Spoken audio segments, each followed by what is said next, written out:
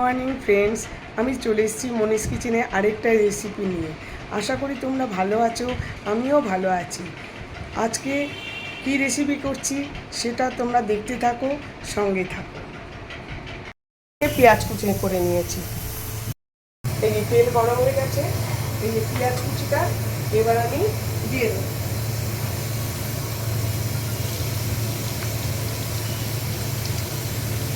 পেঁয়াজ কুচিটা আমি সুন্দর করে ভাজবো।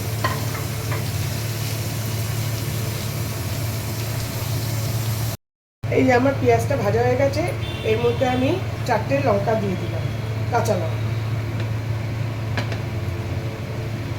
এবারে এর মধ্যে রোজকার মশলা দেব। হলুদ গুঁড়ো সামান্য দিলাম আর নুন দিলাম, আর কিছু মশলা বাকি।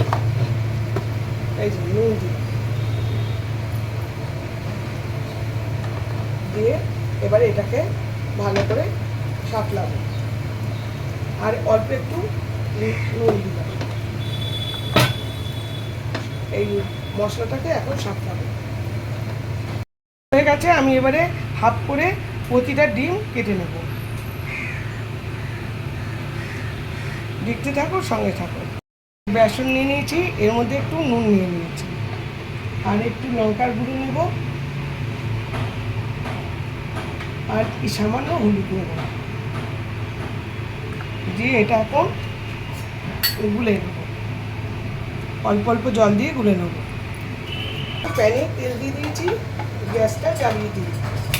এবার এবার এবার এই যে এর মধ্যে বেসনের মধ্যে কোটিং করে এগুলো এবারে ভাজবো।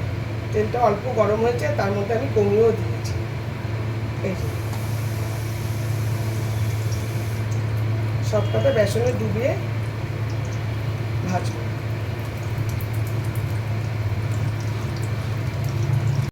এই যে সবকটা ডিম দিয়ে দিয়েছি বেসনে চুবিয়ে, এটা এবারে ভাজা হবে। দেখো আমার সবকটা ডিম ভাজা হয়ে গেছে। এইবারে কি করব দেখাচ্ছি। দেখো এবার যে পেঁয়াজটা ভেজে রেখেছিলাম মশলা দিয়ে, এটা এর মধ্যে দিয়ে দিলাম। তোমরা কিন্তু অবশ্যই করো, দারুণ লাগে শুকনো ভাত দিয়ে খেতে, দারুণ লাগে।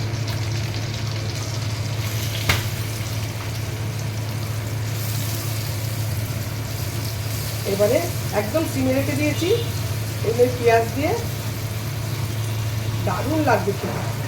পুরো মিশিয়ে নেবো পেঁয়াজটা শুকনো ভাত দিয়ে খেতে। তোমরা অবশ্যই অবশ্যই করবে, দারুণ একটা রেসিপি।